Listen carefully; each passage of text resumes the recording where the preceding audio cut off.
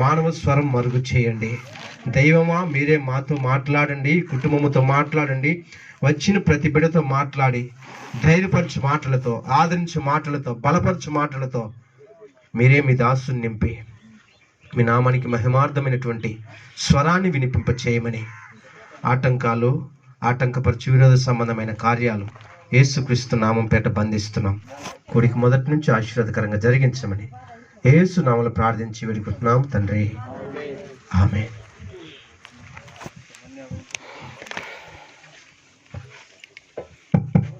అందరికీ వందనాలు. ప్రభు మనకి ఈ సమయంలో వాక్యాన్ని ధ్యానించుకోవడానికి సమయం ఇచ్చాడు. యాదన్న కోటముకి వచ్చిన మీకు అందరికీ యేసుక్రీస్తు నామమున శుభములు. ఇంతకుముందు బెంచి పాస్టర్ గారు చెప్తూ వచ్చారు, మనకి ఆదరణ దేవుడే అని. నేను ఆయా ప్రాంతాల్లో ఉన్నప్పుడు, చదువుకోవడానికి, ఉద్యోగం చేయడానికి ఉన్నప్పుడు, తర్వాత ఆయా పరిస్థితులు నేను ఎదుర్కొంటూ వచ్చినప్పుడు నాకు ఎప్పుడు ఆదరించిన ఒక మాట బైబిల్ నుంచి ఏంటంటే, యెషయా గ్రంథం 66:13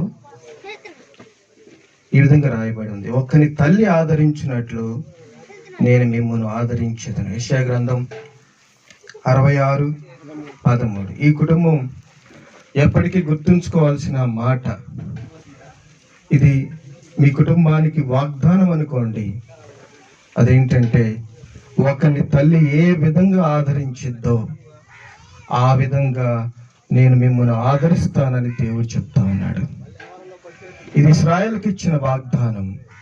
కానీ తరతరాలుగా, కొన్ని వందల సంవత్సరాల నుంచి ఎంతో మంది కుటుంబాలను ఆదరిస్తున్న ఈ వాక్యం. అయితే మనమందరం చేరి వచ్చాం ఆదరణ కోడికకై. సామెతలు 10:7 ఈ విధంగా రాయబడి ఉంది. సామెతలు 10:7, నీతిమంతుని జ్ఞాపకం చేసుకొనుట ఆశీర్వాదకరము. నీతిమంతుని జ్ఞాపకం చేసుకొనుట ఆశీర్వాదకరము అంటే, memory of righteous is a blessing అని రాయబడింది ఇంగ్లీష్ బైబిల్లో. మెమరీస్, జ్ఞాపకాలు. మనకు నీతిమంతులను జ్ఞాపకం చేసుకోవడం అనేది మనకు ఆశీర్వాదకరం అంట. ఆశీర్వాదకరం. మనకు ఆశీర్వాదకరమైనవి చాలా ఉన్నాయి. వాటిలో ఒకటి ఏంటంటే, నీతిమంతులను జ్ఞాపకం చేసుకొనుట. ఇది చాలా అందరికీ చాలాసార్లు విన్న మాటే. ఈ మాట ఎప్పుడైతే ఈ నీతిమంతులు మన జ్ఞాపకం చేసుకుంటామో, వాళ్ళని జ్ఞాపకం చేసుకోవడం అనేది మనకు ఆశీర్వాదకరమగును. కానీ భక్తిహీనుల పేరు అసహ్యత పుట్టించును. దీని సంగతి తర్వాత చూద్దాం. నీతిమంతులను జ్ఞాపకం చేసుకోవడం ఏంటంట? ఏమిటి? ఆశీర్వాదకరం. ఆశీర్వాదకరం అంటే ఏంటి? ఆశీర్వాదకరం అనే దాన్ని ఇంగ్లీష్ బైబిల్లో ఏం ట్రాన్స్లేట్ చేశారంటే, బ్లెస్సింగ్ అని రాశారు. బ్లెస్సింగ్ అంటే సంతోషాన్ని ఇచ్చేది. The memory of righteous is a blessing. నువ్వెప్పుడైతే నీతిమంతులను జ్ఞాపకం చేసుకుంటావో, ఆ నీతిమంతులను జ్ఞాపకం చేసుకున్నప్పుడు నువ్వు ఆనందిస్తావు. మన జీవితాల్లో మనం ఎలా బ్రతుకుతూ ఉంటామంటే, మనం ఈ జ్ఞాపకాల్లో బ్రతుకుతూ ఉంటాం. మేము కాలేజీల నుంచి ప్రతిసారి కాలేజీ, స్కూలు, యూనివర్సిటీ వదిలిపెట్టేటప్పుడు మా దగ్గర ఒక బుక్ ఉంటుంది, స్క్రాప్ బుక్ అంటారు దాన్ని. ఆ బుక్లో ఏం చేస్తామంటే, ఒకవేళ వీళ్ళందరూ వెళ్ళిపోయిన తర్వాత ఎక్కడెక్కడో ఏ ప్రాంతాల్లో ఉండిపోయే కాలేజీల్లో ఏదో ఎక్కడెక్కడో ఉద్యోగాలు చేసుకుంటూ ఉంటారు, పెళ్ళిళ్ళు అయిపోతాయి, పెద్దోళ్ళు అయిపోతారు. కాబట్టి ఆ బుక్లో వాళ్ళ పేర్లు, అడ్రస్లు, ఫోన్ నంబర్లు తీసుకుంటాం. ఎప్పుడైనా ఏ సందర్భం అయినా గుర్తొచ్చినప్పుడు వాళ్ళతో మాట్లాడాలనుకుంటే ఆ బుక్లో నుంచి తీసుకొని ఆ ఫోన్ నంబర్లు, వాళ్ళు ఒక మాట ఏదో ఒకటి రాస్తూ ఉంటారు మన కోసం. అవన్నీ జ్ఞాపకాలు.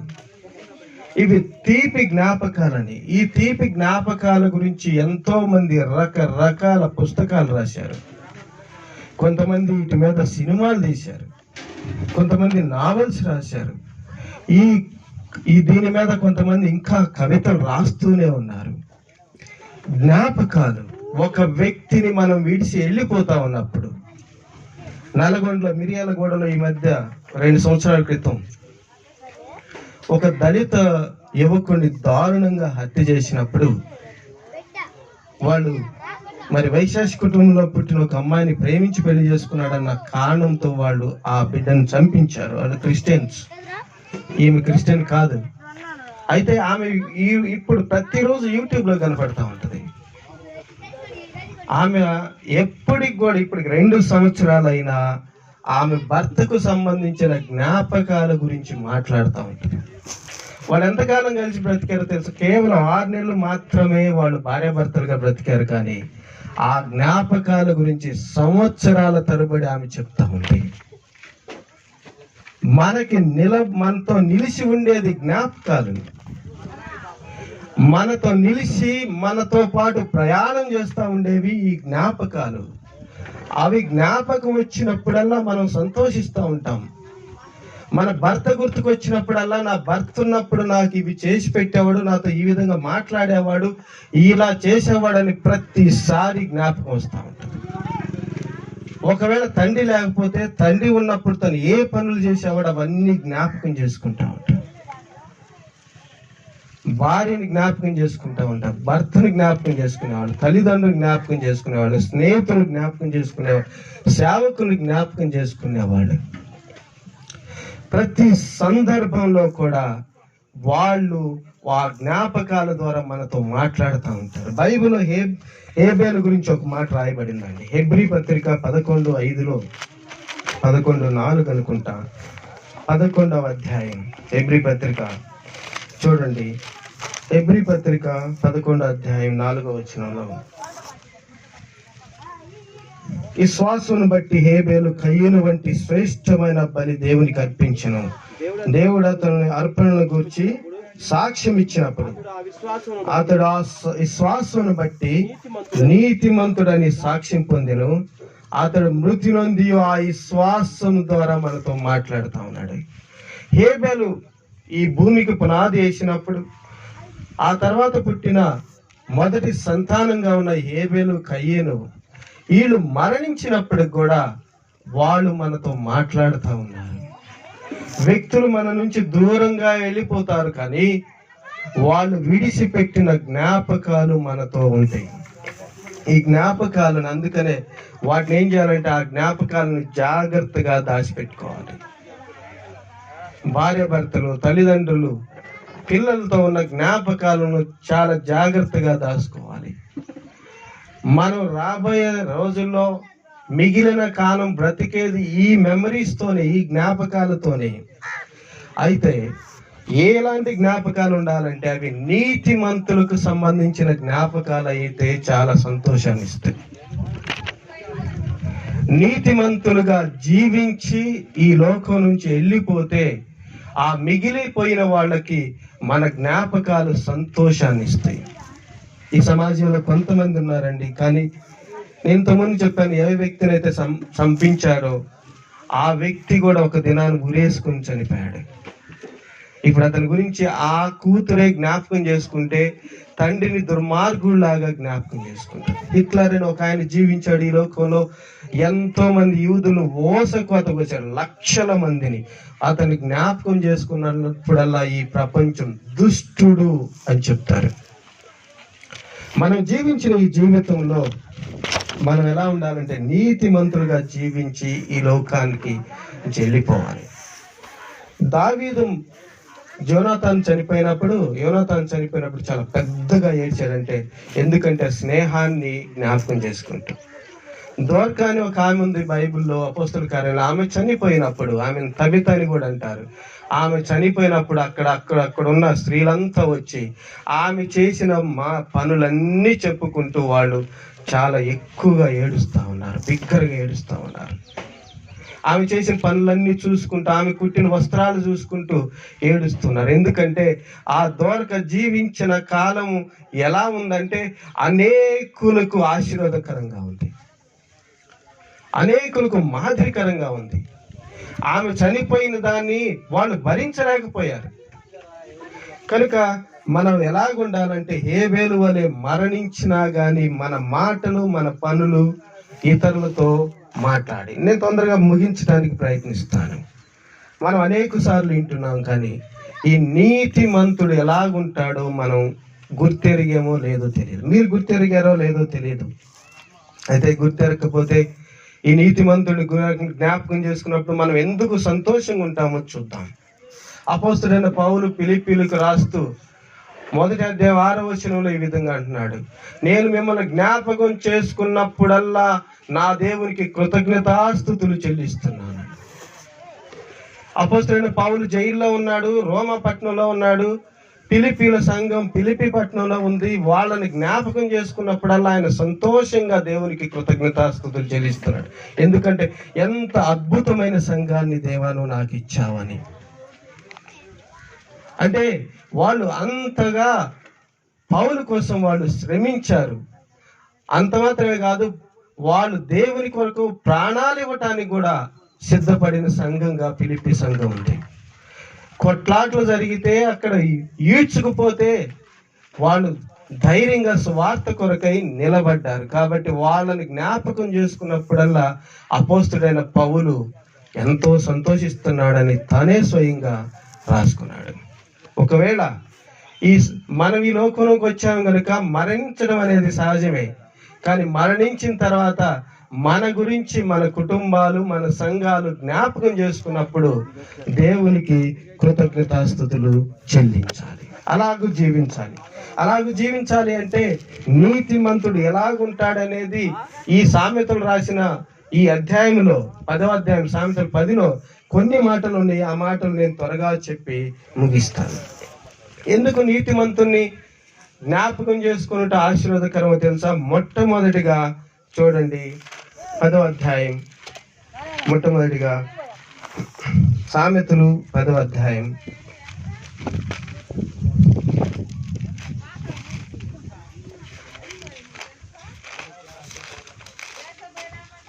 సామెతలు 10వ అధ్యాయంలో నీతిమంతు 11వ వచనం, నీతిమంతుని నోరు జీవపు ఊట. నీతిమంతుని నోరు జీవపు ఊట అంట. నోరు అంటే ఏంటి? ఈ నోటిని మనం మాట్లాడటానికి ఉపయోగిస్తాం. ఒక ఆయన ఎండమూరి వీరేంద్రనాథ్ అని ఒక ఆయన మాటే మంత్రం అని ఒక పుస్తకం రాశాడండి. ఆ పుస్తకం ఎంతో మందిని ఆదరిస్తా వచ్చింది, ఎంతో మందిని ఇన్స్పైర్ చేస్తా, మోటివేట్ చేస్తా ఉంది బుక్. మాటల్లో శక్తి ఉంది. చాలా మంది గొప్ప గొప్ప నాయకులు ఎలా అయ్యారంటే వాళ్ళ మాటల ద్వారానే. నేను చాలాసార్లు ఆలోచిస్తా ఉన్నప్పుడు తెలంగాణ ముఖ్యమంత్రిగా ఉన్న కేసీఆర్ అంత గొప్ప నాయకుడు ఎందుకు అయ్యాడు అంటే ఆయన మాటలు ఎలా ఉంటాయి అంటే ఆయన నిలబడి మాట్లాడుతూ ఉంటే తోటాలు దిగినట్టు దిగుతూ ఉంటాయి మనుషుల్లోకి. అంత అద్భుతంగా మాట్లాడే మనుషులు ఉన్నారు. ఎందుకంటే ఈ మాటలు మనిషిని మారుస్తాయి. చాలా మంది నక్సలైట్లోకి వెళ్ళిన వాళ్ళు ఉన్నారు. వాళ్ళు ఎలా వెళ్ళారో తెలుసండి? వాళ్ళకి కొంతమంది నక్సలిజం గురించి చెప్తూ వచ్చారు. ఆ మాటలే వాళ్ళని మారుస్తూ ఉన్నాయి. దేవుడు కూడా మనల్ని ఎందుకు పంపించాడంటే ఈ మాటల ద్వారా అనేకులను క్రీస్తు కొరకు రాబట్టడానికి. మనకు దేవుడు నోరిస్తే మనం ఏం చేస్తున్నామో ఆలోచించండి. నీతిమంతుడు ఎలా ఉంటాడు అంటే జీవపు ఊట అంట. నీతిమంతుని నోరు, అతను మాట్లాడటం ద్వారా అనేకులకు జీవం ప్రసాదించబడుతుంది, అనేకుల జీవితాలు మార్చబడతాయి. దాని అర్థం పనికిరాని వాళ్ళు కూడా ఆ మాటలు విన్నప్పుడు, ఆ నీతిమంతుని మాటలు విన్నప్పుడు వాళ్ళు జీవితాన్ని మార్చుకుంటారు. వీళ్ళు స్టేజీలెక్కి మాట్లాడమని కాదు అర్థం. మాట్లాడటం అంటే స్టేజీలెక్కి మాట్లాడటం కాదు. మన ఇంట్లో కూర్చొని మనం మాట్లాడినా కూడా అవి ఇతరుల జీవితాలను ఆదరిస్తూ ఉంటాయి. ఈ మాటల్లో శక్తి ఉంది. అందుకనే ఈ మాటల గురించి ఇక్కడ ఈ గ్రంథంలోనే, ఈ అధ్యాయంలోనే 20వ వచనం, నీతిమంతుని నాలుక ప్రశస్తమైన వెండి వంటిది. శ్రేష్టమైన మాటలు ఈ నీతిమంతులు మాట్లాడతారు. మనం ఎలాంటి మాటలు మాట్లాడతాం? మనం మాట్లాడటం వల్ల ఎవరికైనా మేలు జరిగిందా? ఎవరికైనా ఉపయోగపడ్డాయా? ఎప్పుడైనా ఇతరులకు ఉపయోగపడే మాటలు మనం మాట్లాడామా? ఒకవేళ మనం మరణిస్తే, ఈ లోకం నుంచి మనం వెళితే మన గురించి ఇతరులు ఏం చెప్పుకుంటారు? ఈ మనిషి ఈ విధంగా మాట్లాడేవాడు, ఇంత దుర్మార్గంగా మాట్లాడారని చెప్పుకుంటారా? వీళ్ళు ఈ విధంగా ఆదరించే మాటలు మాట్లాడారు, నీతిమంతులుగా జీవించారని చెప్పుకుంటారా? మనల్ని స్పష్టంగా దేవుని మాటలు హెచ్చరిస్తా ఉన్నాయి. నీతిమంతుని నోరు జీవపు ఓట. అందుకనే ఆ నీతిమంతుని జ్ఞాపకం చేసుకోవటం ఆశీర్వాదకరం. వారు మాట్లాడిన మాటలు, వారు చేసిన పనులు ప్రతిదీ ఆశీర్వాదకరం. ఎందుకంటే వారి నోరంట, చూడండి 31వ వచనంలో, నీతిమంతుని నోరు జ్ఞానోపదేశం పలుకును, జ్ఞానాన్ని ఉపదేశించును. తర్వాత 32వ వచనంలో, నీతిమంతుని పెదవులు ఉపయుక్తములైన సంగతులు పలుకును, ఉపయోగకరమైన సంగతులు మాట్లాడతాయి. నీతిమంతుని జ్ఞాపకం చేసుకోవటం ఆశీర్వాదకరం. అంటే మనం ఫోటోలు కట్టుకొని ఫ్లెక్సీలు వేసుకుంటేనే ఆశీర్వాదం వస్తుంది కాదు, వారు జీవించిన విధానంలో మనం జీవించటం ద్వారా. ఈ నీతిమంతులు వారి నోరు ఎలాగ వాడారు అంటే, ఇతరులను ఆదరించడానికి వాడారు, ఇతరులకు ఉపదేశించడానికి వాడారు, ఇతరులకు జ్ఞానోపదేశాన్ని చేశారు. వారి నాలుక ప్రశస్తమైన ఎండి వంటిదని బైబిల్లో రాయబడి ఉంది. అందుకని యాకోబు హెచ్చరిస్తూ వచ్చాడు మనం జాగ్రత్తగా ఉండాలని. యాకోబు 3:8లో, ఏ నరుడును నాలుకను సాధు చేయనేరడు, అది మరణకరమైన విషముతో నిండి ఉంది. అంటే ఎలాంటి మాటలు ఉంటాయంట? కొంతమంది చెప్తా ఉంటారు, చాలా దారుణంగా మాట్లాడుతూ ఉంటారు కొంతమంది. ఆ మాటలకే కొంతమంది ఈ లోకం మీద, ఈ జీవితం మీద విరక్తి కలిగి వెళ్ళిపోయి ఉంటారు. గత సంవత్సరం కరోనా వచ్చిన 2 భార్యాభర్తలు హైదరాబాద్లో, వాళ్ళు కరోనా వచ్చింది, హాస్పిటల్కి వెళ్ళారు, చాలా డబ్బు ఖర్చు పెట్టుకున్నారు. అక్కడ నుంచి వాళ్ళు తిరిగి అపార్ట్మెంట్కి వచ్చారు, తగ్గిపోయింది, ప్రశాంతంగా ఉన్నారు. ఆ చుట్టుపక్కల ఉన్న వాళ్ళు చూసిన చూపులకి, మాట్లాడిన మాటలకి వీళ్ళు బ్రతకలేక సూసైడ్ చేసుకొని చచ్చిపోయారు. మనం ఏ విధంగా మాట్లాడుతున్నాం? ఇతరులను ఆదరించే విధంగా మాట్లాడుతున్నామా? ఇతరులని బాధ పెట్టే విధంగా మాట్లాడుతున్నామా? మన నోరు జీవపు ఓట అయి ఉండాలి. రెండవదిగా, నీతిమంతుని జ్ఞాపకం చేసుకున్నట్టు ఎందుకు ఆశీర్వాదకరం అంటే 16వ వచనం చూడండి, నీతిమంతుని కష్టార్జితము జీవదాయకం. నీతిమంతుని కష్టార్జితము జీవదాయకం అంటే ఏంటో తెలుసా? He controls about earning money. He has a control. ఎలా పడితే అలా సంపాదించడానికి నీతిమంతుడు ఇష్టపడడు. ఒక ఆయన ఈ మధ్య నాతోనే స్వయంగా, నువ్వు ఎందుకు డబ్బు సంపాదించలేదో తెలుసా, నీకు చేత కాబట్టి కాదు కాబట్టి అన్నాడు. నేనేం బాధపడలా, నాతోనే స్పష్టంగా. నా పక్కన ఉన్నవాడు చాలా బాధపడ్డాడు, నేనేం బాధపడలా. నేను చెప్పాను, చేతగాక కాదు, నేను సంపాదించుకోవాలనుకుంటే నేనున్న ప్రదేశాల్లో, నేనున్న వ్యక్తులతో చాలా సంపాదించుకునేవాడిని. కానీ నీతిమంతులుగా జీవించాలి అంటే ఏం చేయాలో తెలుసా? We must control how do we earn money. డబ్బులు ఎలా వస్తాయో ఆ విషయంలో జాగ్రత్తగా ఉండాలి. డబ్బులు రావడానికి చాలా మార్గాలు ఉన్నాయి, కానీ ఆ కష్టార్జితం ఎలా ఉండాలంటే జీవదాయకంగా ఉండాలి. మనం సంపాదించేది జాగ్రత్తగా ఉండాలి, కష్టపడాలి, నీతిగా నిజాయితీగా సంపాదించుకోవాలి. అనేకులు సంపాదించుకున్నారు, కానీ వాళ్ళు నీతిమంతులుగా లేరు. ఈ ప్రపంచము ఒకవేళ నీ డబ్బును చూసి గౌరవించవచ్చు, కానీ దేవుడు నీ డబ్బును చూసి గౌరవించేవాడు కాదు. He doesn't honor rich people. He honors the righteous, honest people on the earth. దేవుని దగ్గరికి వెళ్ళినప్పుడు నువ్వెంత సంపాదించేవనే దాని మీద దేవుడు లెక్కలేయడు. నువ్వే విధంగా సంపాదించావనేది. ఈ లోకంలో ఒక సూత్రం ఉన్నది ఏంటంటే, నువ్వే విధంగా సంపాదించావని ఈ లోకం అడగదు, కానీ ఎంత సంపాదించావనేది అడుగుతుంది. నిన్ను జ్ఞాపకం చేసుకున్నట్టు ఆశీర్వాదకరం కావాలి అంటే, ఇతరులకు నీ పేరు చెప్పినప్పుడు ఆశీర్వాదాలు రావాలంటే, సంతోషం రావాలి అంటే, నువ్వు సంపాదించుకునేది ఎలా ఉండాలో తెలుసా? కష్టపడి సంపాదించుకోవాలి. నీతిమంతుని కష్టార్జితము జీవదాయకం. అలా నువ్వు సంపాదించుకున్నావు కనుక నీ పిల్లలు, నీకు సంబంధించిన వాళ్ళు నీ గురించి గర్వంగా చెప్పుకుంటారు. ఆ తీర్పు దినాన బడా మంచి దాసుడా అని చెప్పి దేవుడు కూడా నువ్వు కొంచెంలో నమ్మకంగా ఉన్నాడు కనుక బలా మంచి దాసుడా అని చెప్తాడు. నువ్వు బలా మంచి దాసుడు అని దేవుని చేత చెప్పించుకోవాలి అంటే నువ్వేం చేయాలంటే నీ కష్టార్జితాన్ని ఎలా ఉండాలంటే, నీ కష్టార్జితం ఎలా ఉండాలంటే కష్టపడి సంపాదించుకోవాలి. కాబట్టి మొదటి తిమోతి 6:9 ఒక మాట రాయబడింది, ధనవంతులగుటకు ఆపేక్షించు వారు శోధనలో. నా మాట చదవండి, చాలా అద్భుతమైన మాట. ఈ మాట ఎప్పుడు గుర్తుంచుకోండి. డబ్బు సంపాదించాలని ఆలోచన వచ్చినప్పుడల్లా ఈ మాట గుర్తుంచుకోండి. ధనవంతులగుటకు ఆపేక్షించు వారు శోధనలోను, ఉరిలోను, అవివేక వ్యక్తములను, హానికరములైన అనేక దురాశల్లోను పడుదురు. అట్టి మనుష్యులను నష్టములోను, నాశనంలోను ముంచివేయను. ఏం చేస్తారంటే గుర్తుంచుకోండి, ధనవంతులగుటకు ఆపేక్షించు వారు. ఈ మాటను జాగ్రత్తగా మీరు గ్రామాటికల్ గా ఆలోచించాలి. ధనవంతులు అవ్వాలి అనుకోవటం, ధనవంతులు అవ్వాలని ఆపేక్షించటం అంటే అదే కోరిక మనలో ఉండటం. డబ్బు సంపాదించడం తప్పని బైబిల్ ఎక్కడా లేదు. డబ్బు కూడబెట్టుకోవడం తప్పని ఎక్కడా లేదు. నువ్వు డబ్బు సంపాదించుకోవాలి, కూడబెట్టుకోవాలి, నీ పిల్లలకి ఇవ్వాలి, నీ మనవళ్ళకి మనవరాళ్ళకి ఇవ్వాలి. కానీ నీతిమంతులుగా మనం ఏం చేయాలంటే ధనాపేక్ష ఉండకూడదు. అంటే ధనం మీదే ఆశ ఉండకూడదు.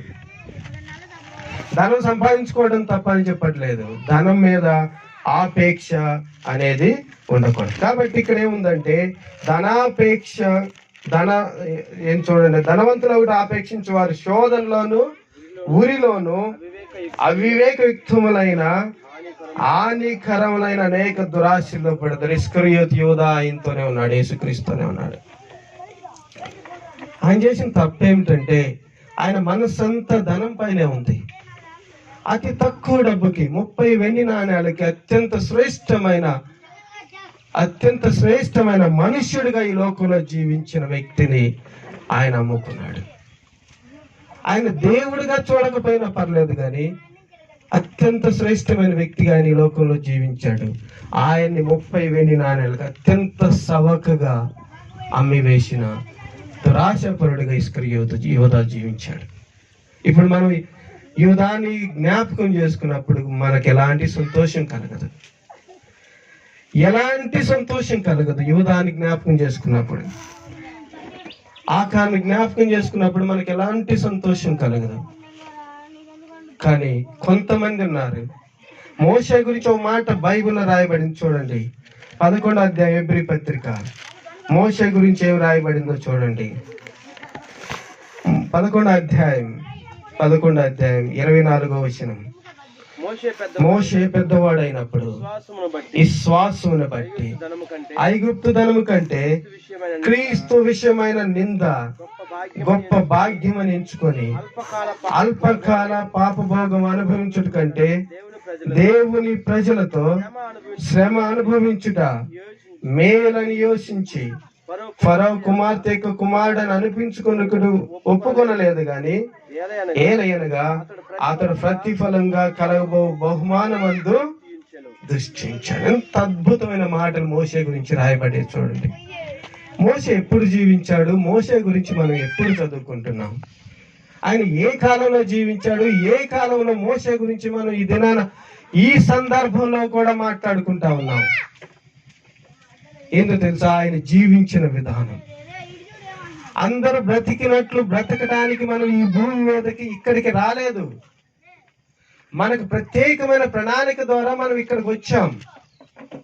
అందుకని రిక్ వారెన్ అనే ఒక ఆయన అమెరికాలో ఉన్నాడు.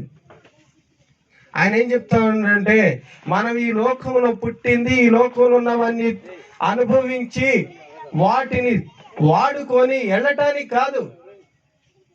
మనం ఈ లోకానికి వచ్చింది ఈ లోకానికి ఏదైనా ఇవ్వటానికి. కొన్ని జ్ఞాపకాలన్నా మనుషులకి ఇవ్వాలి, మన సంఘానికి ఇవ్వాలి, మన కుటుంబంలో పుట్టిన వాళ్ళకి ఇవ్వాలి.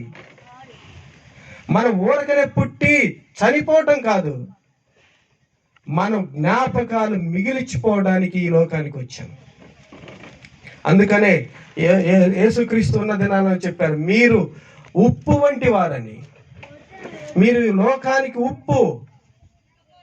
మీరు ఏ ప్రాంతంలో ఎక్కడున్న ఉప్పు వలె మీరు ఇతరులకి మేలుకరంగా జీవిస్తారు. కాబట్టి మోషేలాగా జీవించడం వల్ల, ఆ నీతిమంతుని వల్ల జీవించడం వల్ల, ఇప్పుడు మోషేని జ్ఞాపకం చేసుకున్నప్పుడు ఎంత సంతోషం, ఎంత గొప్ప అవకాశాలు ఉన్నా కూడా రాజకుమారుడు కుమార్తె యొక్క కుమారుడు కంటే prince of Egypt, most powerful country in those days. ఆ రోజులో సూపర్ పవర్. ఈ రోజు అమెరికా ఎంత శక్తివంతంగా ఉందో ఆ దినాల్లో అంతకంటే శక్తివంతమైన దేశంగా ఈజిప్ట్ ఉంది. ఆ దేశానికి రాజకుమారుడిగా ఉండటానికి ఇష్టపడలేదు ఆయన. అలాంటి జ్ఞాపకాలు మోషే వదిలిపెట్టిపోయాడు, అలాంటి జ్ఞాపకాలని. కాబట్టి మనం సంపాదించేటప్పుడు మనం జ్ఞాపకం చేసుకోవాల్సింది ఏంటంటే, ఇది ఎవరి కోసం సంపాదిస్తున్నాం, ఎలాగూ సంపాదిస్తాం. నీతిమంతుడైతే ఆ కష్టార్జితం ఇతరులకు జీవదాయకంగా ఉండేటట్లుగా చేస్తాడు.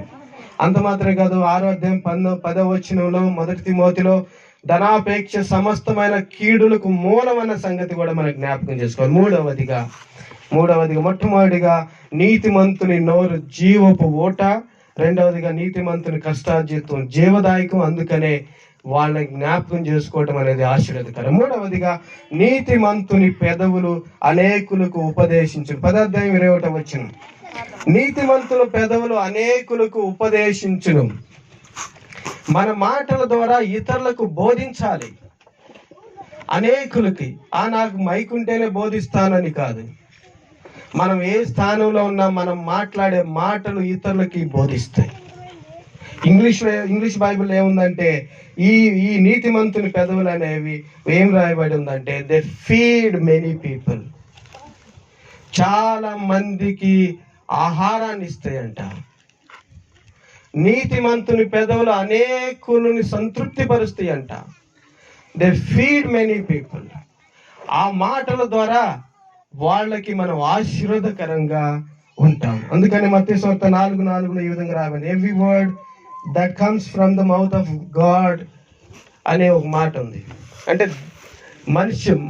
Man will live by every word. మనిషి ఎలా జీవిస్తాడంటే ప్రతి మాట వలన జీవిస్తాడు. కాబట్టి నీతిమంతుడు ఏం చేస్తాడంటే, నీతిమంతుల మాటల ద్వారా ఇతరులు జీవిస్తారు, ఇతరులు ఆశీర్వదించబడతారు, ఇతరులకి మనం ఉపదేశిస్తాం. నాలుగవదిగా నీతిమంతులు ఆశించినది వారికి దొరుకును. 10వ అధ్యాయం 24వ వచనం, సామెతలు 10వ అధ్యాయం 24వ వచనం చూడండి. నీతిమంతులు ఆశించినది వారికి దొరుకును. నీతిమంతులు ఎలాంటి వాటిని ఆశిస్తారు? 10వ అధ్యాయం 28వ వచనం చూడండి. నీతిమంతుల ఆశ సంతోషం పుట్టించును. గౌతమ బుద్ధుడైన ఒక ఆయన ఈ దేశంలో పుట్టి, గౌతమ బుద్ధుడని ఆయన ఒక సిద్ధాంతాన్ని ప్రతిపాదించాడు. ఆయన ప్రతిపాదించిన సిద్ధాంతం ఏంటంటే, కోరికలో సమస్త కీడులకు మూలం. ఇంతకుముందు బైబిల్ మనం చెప్తూ వచ్చాం, ఒక మనిషి కోరికలను గాని చంపగలిగితే వాడు ఇక జీవించవచ్చంట. ఈ కోరికల మీద ఎకనామిక్స్ అనే ఒక శాస్త్రం నడుస్తూ ఉంది. ఈ కోరికల మీదనే బిజినెస్ నడుస్తూ ఉన్నాయి. ఈ కోరికల మీదనే ఈ ప్రపంచంలో దరిద్రమైన అన్నీ కూడా వస్తూ ఉన్నాయి. ఇంటర్నెట్, వాటి ద్వారా వచ్చే రకరకాల పనికిమాలిన విషయాలన్నీ కూడా ఈ కోరికల వల్లే. ఈ కోరికలని మనం, నీతిమంతుడు ఏం చేస్తాడంటే, అలాంటి కోరిక అంటే ఆ కోరికలో సంతోషాన్ని పుట్టించిందంట. అంటే ఏది పడితే అది వాళ్ళు కోరుకోరు. They control their desires. వాళ్ళకి తెలుసు దేన్ని కోరుకోకూడదో, దేన్ని కోరుకోవాలో. They know the choice. యోసేపుకు ఒక అవకాశం వచ్చినప్పుడు ఆయనకు అర్థమైంది, ఇది కోరుకోవాలా వద్దా.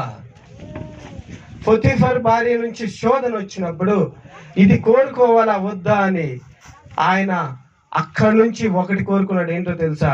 తను జైల్లో ఉండటానికి ఇష్టపడ్డాడు. అది ఈ దినాన ఆయన జైల్లోకి వెళ్ళిన విధానాన్ని మనం చూసినప్పుడు అది మన అనేకులకు సంతోషాన్ని ఇస్తుంది. ఎంత గొప్ప వ్యక్తి ఇలాగూ జీవించాడు అని. కాబట్టి సెల్ఫ్ కంట్రోల్ లేకపోతే ఈ సెల్ఫ్ కంట్రోల్ అనేది ఏమంటారు? ఆశా నిగ్రహం. ఆశా నిగ్రహం అనేది ఆత్మ ఫలాల్లో ఒకటి. మనలో ఆత్మ నిజంగా ఉంది అని అంటే, మనలో నిజంగా ఆత్మదేవుడు మనలో జీవిస్తున్నాడు అంటే ఒకటేందంటే ఈ సెల్ఫ్ కంట్రోల్ అనేది ఉంది, ఆశా నిగ్రహం. దేన్ని కోరుకుంటున్నావు నువ్వు? లోక సంబంధమైన వాటిని కోరుకుంటున్నావా? దైవ సంబంధమైనవి కోరుకుంటున్నామా? కాబట్టి లోక సంబంధమైనవి కానీ కోరుకుంటే ఈ ఆత్మ ఫలాలు మనలో లేవు అని మనం ఖచ్చితంగా చెప్పవచ్చు. ఆకాను ఈ విధంగా చెప్తూ వచ్చాడు. యెహోషువ గ్రంథం 7వ అధ్యాయం అనుకుంటా. బంగారు కమ్మి చూసి వాటిని ఆశించి తీసుకుంటుని అని. కొన్ని చూసినప్పుడు ఆకాను వాటిని ఆశించాడంట. ఆశించడం వల్ల ఏమైందో తెలుసా? తన కుటుంబం తరతరాలు కుష్టుతో మొత్తబడ్డాయి. ఆశీర్వాదానికి బదులుగా కీడును తీసుకొచ్చాడు ఆకాను. కానీ బైబిల్ ఏం రాయబడింది తెలుసా? నీతిమంతుడైతే అనేకులకు ఆశీర్వాదకరంగా జీవిస్తాడు. వాని జ్ఞాపకాలు, వాని మాటలు, వాని ఉపదేశాలు, వాని నోరు ఇతరులందరికీ కూడా ఆశీర్వాదాన్ని తీసుకొచ్చేది. ఆకానులాగా మనం ఉండక మనం కోరుకునేటప్పుడు జాగ్రత్తగా ఆశించాలి. నీతిమంతులు ఆశించినది వానికి దొరుకునని. చివరిగా నీతిమంతుడు నిత్యము నిలుసు కట్టడవలే ఉన్నాడు. 10వ అధ్యాయం 25వ వచనం. నీతిమంతుడు నిత్యము నిలుసు కట్టడవలే ఉన్నాడు అంటే గాడ్ విల్ ఎస్టాబ్లిష్ దెమ్. వాళ్ళని, వాళ్ళ కుటుంబాలని, పిల్లల్ని దేవుడు నిలబడేటట్టుగా ఈ సమాజంలో ఒక గౌరవప్రదమైన కుటుంబంగా దేవుడు వాళ్ళని నిలబెడతాడన్న సంగతి మనం గుర్తించవచ్చు.